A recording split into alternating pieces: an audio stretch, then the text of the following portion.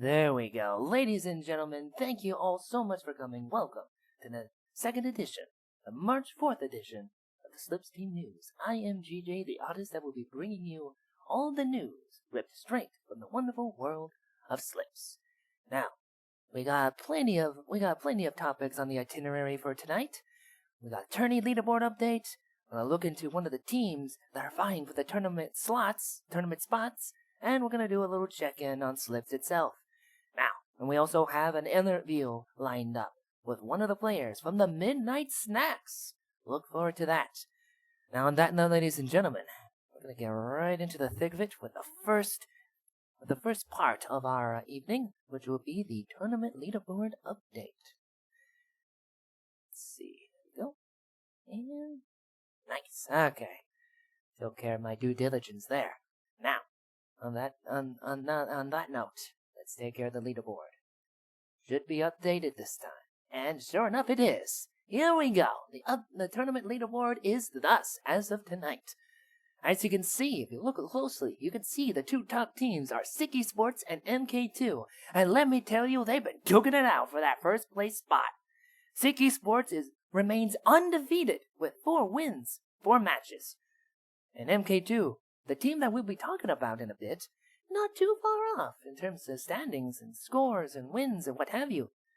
Now, on that note, let's look more closely at our dear team MK2, shall we? Yes, let's. Now, according to my notes that I have lined up here in preparation, and let me just make sure here that we are squared away. Oh, yes, we are. Okay, yes, we are. I wanted to make sure there was nothing wrong here. We are good to go. All right. Now, the leader, captain, and founder of MK2 is none other than Messi10. He plays all around the field, but is mainly a striker and is good in the air. He's very good in the air. And he's been playing RL since July of 2016. He's very committed to the game. And that commitment, that experience, will serve him and his team well in the matches ahead. Next up, GJM44. Different GJ, not me. Different person. This one is more of a midfielder who plays offense and defense. He's got variety to him. He's quick and shines under the spotlight. He's been playing Rocket League since 2016, just like Messi10. This was back when MK2 was founded, obviously. So like his captain, he's got experience. And next up, Kamikaze. Kamikaze is from South Carolina. He aims to become a well-rounded player and qualify for RLRS to see how far he can go. He prefers to let his teammates do what they need to do and keep his field awareness on point in order to help when he can. So clearly, he's trying to keep things squared away. He's just sitting back, waiting for the right opportunity to strike. And from what I recall from the times I've seen him play, when he strikes hard and fast, and with skill. So from the active players alone, this team has experience and has skill, and it has familiarity with each other. Like, the teammates have familiarity with each other that goes back years. Now, Messi10 and Kamikaze are grand champions, while GJM44 is a champion 1. It'll be interesting to see how the differences in rank will play out, will affect the performance of the team as the matches go on. Now, next order of business. Before we go into the Slips check-in, take note, this team's team card, like all the others, will be coming later, at the proper time. Now, for the Slips check-in, we have new staff, ladies and gentlemen. Brand new staff. A big shout out to each of them. Patty91, who's helping out with social media. Payrax, who's doing that video editing.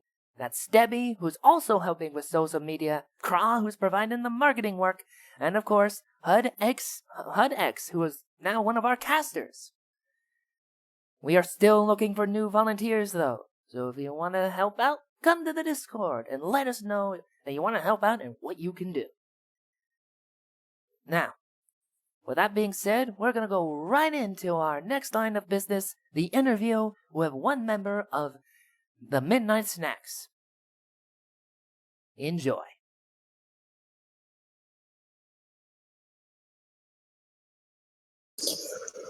Ladies and gentlemen, welcome to the interview of the evening featuring one of the players from the Midnight Snacks, Element Noises, a veteran in the Slips tourney scene. Element Noises, thank you very much for coming.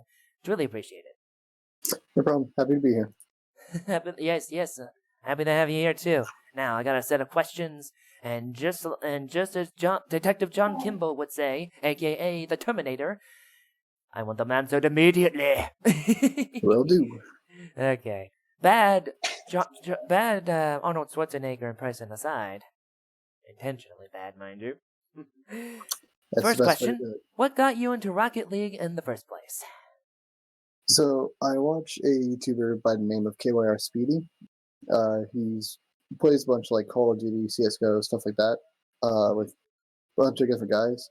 One day he randomly posted a game called Rocket League, and I saw just cars, and I'm like, oh, I guess it's a racing game. Oh well, I clicked into the video, and I looked like a lot of fun, and I had the funds at that point. I was up at Louisiana Tech college, and I was like, why not? May as well get it. And I got hooked on it ever since then. I think I've been playing since like season 3 or something. Really early.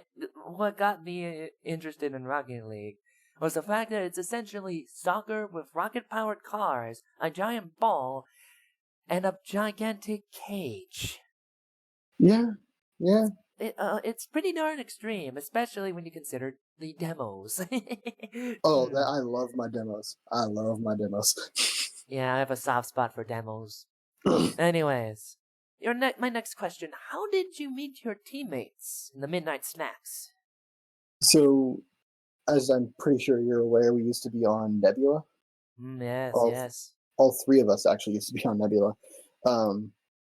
And I met them through Grengar or Gren from the Nebula. I met those guys through them.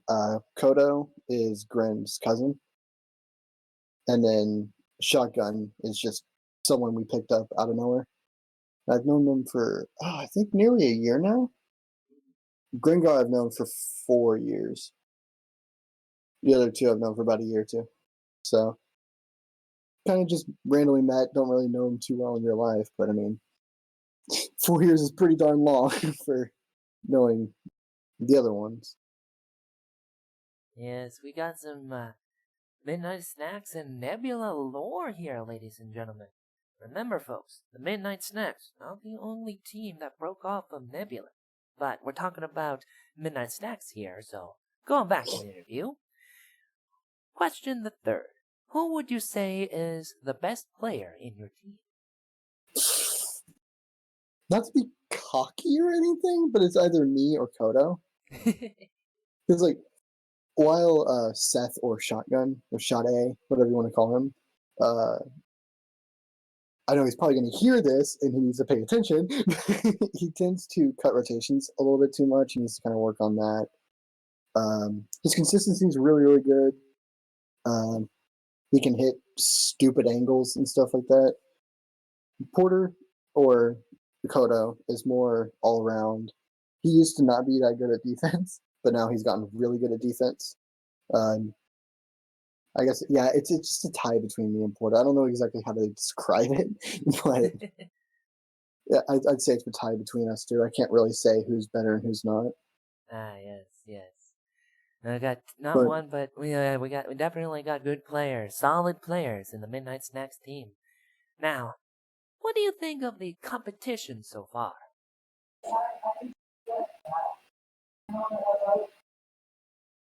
I'm sorry, my mom is in the background. Shoutouts to the mama. All right, what was the question one more time? I'm sorry, I got distracted. The question was, what do you think of the competition so far? Really, really good actually. It's a lot of fun. Really have a lot of high level players. Able to learn a lot from them. Oh my gosh. Yeah, Go down and empty the dip. I will. You give me a minute. It's all good. It's all good. Yeah, I've made friends with like a couple of the teams. I don't know if I'd say I'm friends with MK2, but they're like, we scrimmed them a couple times before the scrims kind of started really mattering, like with MMR and all that. We scrimmed MK2 a few times. We actually got along really well with the old Thunder Academy too. I think they're no longer a part of that. The guys who were originally on that, but we got along well with them. It's been a lot of fun. I like it.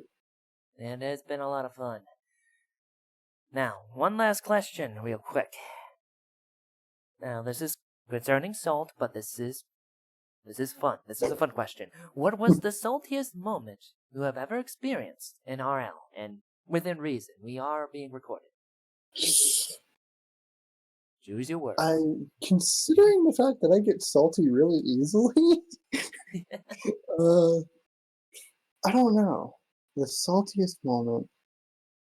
That's hard to pinpoint. That is really hard to pinpoint. Yes. Especially if you haven't had much in the way of salty moments. Yeah. I mean, Well, at any rate. I get salty, but not like to the point of being like incredibly PO'd. You know what I mean? Yeah, I get what you mean. Like it's like sometimes the salt can consume a person. Yeah. I mean, I get a little salty when I get cut in rotation, but I mean that's just Rocket League. That's gonna happen. Right. You get a little bit upset over a loss or a bad play. It happens in any sport. Yeah. It's hard for me to get like super irritated. Like I have a little salt, but then it'll go away in like 2 seconds. Right. It's hard for me to get mad. Salty. Why am I having such a hard time pinpointing this? It's okay.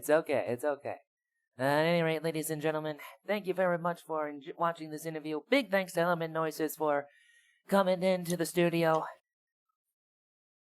Yeah, pleasure Seeing being you in the here, games so. to come.